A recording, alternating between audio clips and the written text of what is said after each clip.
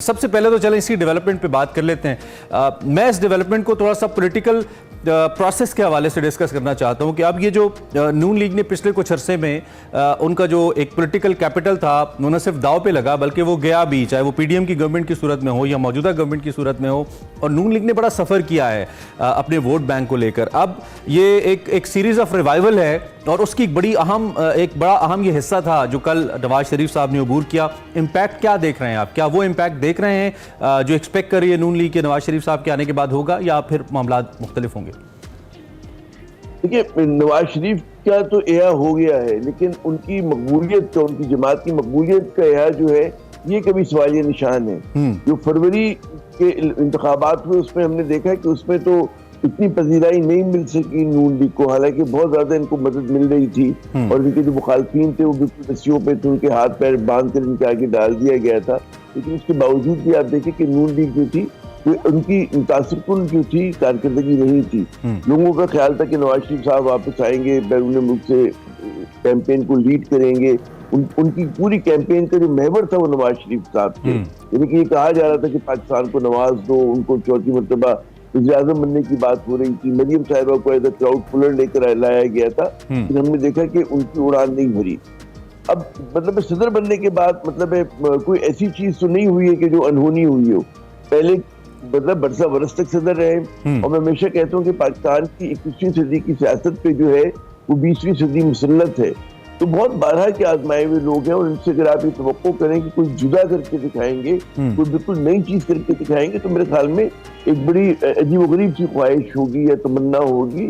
ज़ाहिर माजी में नवाज शरीफ साहब ने किया, अच्छा किया बुरा किया, अगर आप इस बात करेंगे वो एक अलग बात है, लेकिन जो उन्होंने माजी में किया अब भी वो यही करेंगे। और अब तो ज़ाहिर है कि उनकी जो सियासत का पीक का दौर था, अरूज का दौर था, गुजर गया। अब तो एक फेडिंग लाइट है, उम्र के उस हिस्से में है कि आप नहीं समझ सकते तो बिल्कुल नई चीज कर दें, कोई बड़ा एक नए तवानाई के साथ आकर वो जो है पाकिस्तान में सियासत करे। ज़ाहिर है कि एक ढलती उम्र है उनकी, बुजुर्ग आदमी है, उसका आप ये समझे कि बिल्कुल कोई ऐसी चीज करेंगे जो पहले उन्होंने नहीं की थी, अनहोनी चीज करेंगे इमरान, तो मुझे उसकी बिल्कुल तवक्को नहीं है। जी ज़िया साहब, एक ढलती उम्र के बुजुर्ग आदमी जेल में भी हैं, उनके पास ये ढलती उम्र के बुजुर्ग आदमी चल कर गए थे, उनकी सियासत का टेक ऑफ था और इनकी सियासत पीक पे थी उस वक्त। आई एम टॉकिंग अबाउट 2013, जिसका कल रेफरेंस भी दिया उन्होंने। अच्छी बातचीत हुई, अच्छी मुलाकात हुई, प्यार भरी बातें भी हुई, ताउन की यकीन दहानी भी हुई बतौर अपोजिशन लीडर, लेकिन फिर मामला मुख्तलिफ हुआ and then rest is a history, we all know. एक तो ये कि तहरीक इंसाफ ने उनका जो एक बड़ा हिस्सा है सियासत का वो एजुटेशनल पॉलिटिक्स पे ही बेस्ड है। हमने देखा है कि वो एहतजाज पे बेस्ड है, उनको फ़ायदा भी हुआ है समाव, लेकिन मेनली उसके अंदर एहतजाज हमें नज़र आता है, नेगोशिएशन नज़र नहीं आती। अब जब मुल्क इस नहज के ऊपर है कि हर शख्स, हर पॉलिटिकल स्टेक होल्डर और नॉन पॉलिटिकल स्टेक होल्डर भी ये कह रहा है कि जब तक हम मिल के नहीं बैठेंगे मुल्क आगे नहीं बढ़ेगा। अब आपको उधर से कुछ रवैये में तब्दीली नज़र आती है, इधर से तो जो दौरे तलखियाँ था वो तो गुजर चला, लेकिन क्या उधर से भी आपको कोई उम्मीद की किरण नजर आती है कि बातचीत हो? इमरान साहब देखिए, रवैये में जो तब्दीली होगी वो दोनों तरफ से होगी। अगर पीटीआई जो है वो विक्टिमहुड का कार्ड खेल रही है और उनको वो बार बार इस बात को कहते हैं कि उनकी पार्टी को उसके जायज जमहूरी हकूक है, जलसा जुलूस करने की आज़ादी जब तक नहीं मिलेगी, उन्हें एक नॉर्मल तरीके से काम करने की आज़ादी नहीं मिलेगी, तो सब तक जाहिर है कि उनके लहजे में और उनके रवैये में सख्ती बरकरार रहेगी। तो उनको ये भी एक शिकायत है कि जो उनकी मरकजी क़यादत बशमूल उनके जो चेयरमैन इमरान खान साहब वो जेल में है और उनके नज़दीक उनके तईं जो है उनके खिलाफ जो केसेस बनाए गए, मुकदमात बनाए गए हैं। अब ये अलग बात है कि उससे क्या नतीजा निकलता है। मैं उनकी हिमायतियों की बात कर रहा हूँ, वो समझते कि बड़े हल्के मुकदमात है, उसके अंदर मतलब है वो उसकी संजीदगी से नहीं लेते। तो अब जाहिर है कि वो रवैये में तब्दीली बिल्कुल होनी चाहिए, पीटीआई को गुफ्तगू भी करनी चाहिए, मैंने रवि और इत्तेदाल की सियासत भी करनी चाहिए। लेकिन क्या हुक्मरान जो है उनको इस बात के लिए फैसिलिटेट कर रहे हैं कि वो इत्तेदाल की जानिब आए और वो एक नॉर्मल पॉलिटिक्स करें? क्योंकि अभी तक जो रवैये हैं वो तो मेरे ख्याल में दोनों तरफ से बड़े ही सख्त रवैये हैं। आप सिर्फ एक पीटीआई को इसका जिम्मेदार करार नहीं दे सकते। आप जो नून लीग के लबो लहजे में जो गुफ्तगू होती है, जिस तरह से वो कभी कभार वो बात कर देते हैं कि गुफ्तगू होनी चाहिए, लेकिन अमली तौर पे जो कुछ कर रहे हैं वो उसकी नफी करता है। तो इत्तेदाल आना चाहिए, पाकिस्तान की सियासत से महाजराई का खात्मा होना चाहिए, ताकि पाकिस्तान की तवज्जो जो है क़यादत की वो मईशत के एहा की तरफ हो। जी ठीक है। कल एक और बहुत बड़ी डेवलपमेंट हुई, उमूमी तौर पे नहीं ऐसा देखने में आता। बहरिया टाउन के दफ्तर पे छापा पड़ा, फिर एक ट्वीट किया उसके जो बहरिया टाउन के मालिक हैं मलिक रियाज साहब, उन्होंने कहा कि मैं वादा माफ गवाह नहीं बनूंगा जितना प्रेशर डाल लें। आपके ख्याल में ये वाकई कुछ ऐसी डेवलपमेंट है? क्योंकि इससे पहले तो वो प्रेसिडेंट सरदारी के बड़े करीबी समझे जाते थे, एक नेगोशिएशन की टेप भी वायरल हुई थी, आपको याद होगा। उसके बाद अब ये सूरत हाल बनना, ये क्या बुनत है? ये किस जानिब मामला आपको जाता नजर आ रहा है? देखिए, मलिक रियाज साहब जो है वो सिर्फ जरदारी साहब के नहीं, जो इक़्तिदार में लोग रहे हैं उनसे उनके बड़े अच्छे ताल्लुकात रहे। और पाकिस्तान में जो भी बिजनेसमैन होता है वो जब तक तमाम लोगों से, उनके तमाम स्टेक होल्डर से अच्छे ताल्लुकात नहीं होते, पाकिस्तान में धंधा करना जो है बड़ा ही मुश्किल काम है। अच्छा, मलिक रियाज साहब के हवाले से शोहरत है, उन पर बहुत सारे इल्जाम भी रहे, मुतनाज़ा शख्सियत भी है, लेकिन साथ साथ डायनेमिक शख्सियत भी है। बहुत सारे लोग जिनके डेवलपमेंट मॉडल की बड़ी तारीफ करते हैं, बहुत सारे लोग जो है उस पर तनकीद करते हैं कि जनाब जिस तरह से उन पर इल्जाम है कि जमीनों पे मतलब उन्होंने फैलाया, कब्जा किया, तो वो दोनों चीजें हैं, मतलब साइड के दोनों पॉइंट्स हैं वो।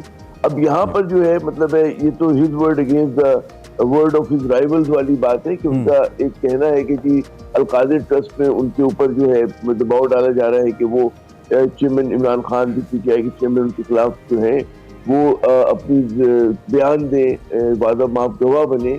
अब ये जाहिर है कि उनकी अपनी जमीन की बात है कि वो इस पर तैयार होते हैं नहीं होते हैं कि उस केस के अंदर, क्योंकि बात ये कि वो एक जो पॉइंट थे वो तो पाकिस्तान की हुकूमत के पास आ गए हैं, ठीक है ना, वो ये नहीं हुआ कि वो गायब हो गए। अब ये एक अलग सवाल है कि जो यूनिवर्सिटी के लिए जमीन दी गई थी वो क्या वाकई करप्शन है, वो जो है मतलब एक जब तक फैसला नहीं होता हम लोग इस सवाल या पाउंड्स की पोजीशन जो है वो राइट वे में है, यानी ठीक जो है वो राइट वे में है नहीं है, तो अभी इसका फैसला मेरे ख्याल में प्रेजुडिस मैटर है, अदालत को फैसला करना है। लेकिन बड़े दुख की बात है कि हमारे यहाँ हर काम जो है मुतनाज़ा हो जाता है और पाकिस्तान में सीधे तरीके से न सियासत मुमकिन है और न ही कारोबार। जी ठीक है। अच्छा, ये एक जो नैब कानून के अंदर तब्दीली की गई है, ये भी एक बड़ा अहम मरहला है। इससे पहले जब नून लीगी रहनुमा सारे ही तकरीबन जो मेन स्ट्रीम लीडरशिप है वो नैब के शिकंजे में रही है, इंक्लूडिंग नवाज शरीफ साहब, मरियम नवाज, शहबाज शरीफ एंड हु नॉट, सभी रहे। अब इसको तब्दील किया गया है, जो रिमांड का मामला है इसको 14 रोज से बढ़ाकर 40 रोज तक किया गया है। ये जिस छापे का तस्करा हमने किया, ये भी नैब हुकाम ने ही मारा। कल कुछ मरकजी रहनुमा जिसमें साद रफीक साहब भी शामिल हैं, one of the most important members of PMLN, उन्होंने भी इसकी मुखालफत की। और शाहिद खाकान अब्बासी वगैरह तो पहले ही करते रहे नैब की मुखालफत, वो तो कहते हैं इसे खत्म होना चाहिए। आप कैसे देखते हैं, ये कोई इंटरनल रिफ्ट को जन्म देगा या कुछ वेस्टेड इंटरेस्ट्स हैं जिसकी वजह से फॉर द टाइम बीइंग पुरानी गलतियां फिर से ये सियासी जमातें दोहरा रही हैं? इमरान, एक और जाविये से इस चीज के ऊपर बात करें, क्या पाकिस्तान में करप्शन नहीं हुई है? मेरे ख्याल में पाकिस्तान में बहुत बड़े पैमाने पे करप्शन हुई है। जी हुई है। क्या पाकिस्तान में नैब जैसे इदारों की जरूरत नहीं है कि वो इदारे कि जो मतलब है इसके खिलाफ जो है जंग कर सके, लोगों का एहतसाब कर सके? मेरे ख्याल में बिल्कुल जरूरत है। हमारे यहाँ जो सियासी क्लास है, सियासी तबका जो है वो समझता है कि जी हमें नैब की जरूरत नहीं है, बल्कि उन एजेंसीज के जरिए हमारे एहतसाब किया जाए जो उन्हीं हुक्मरानों के जेर दस्त होती हैं, उनको काउंट कर रही होती हैं, उनके लिए काउंटेबल होती हैं।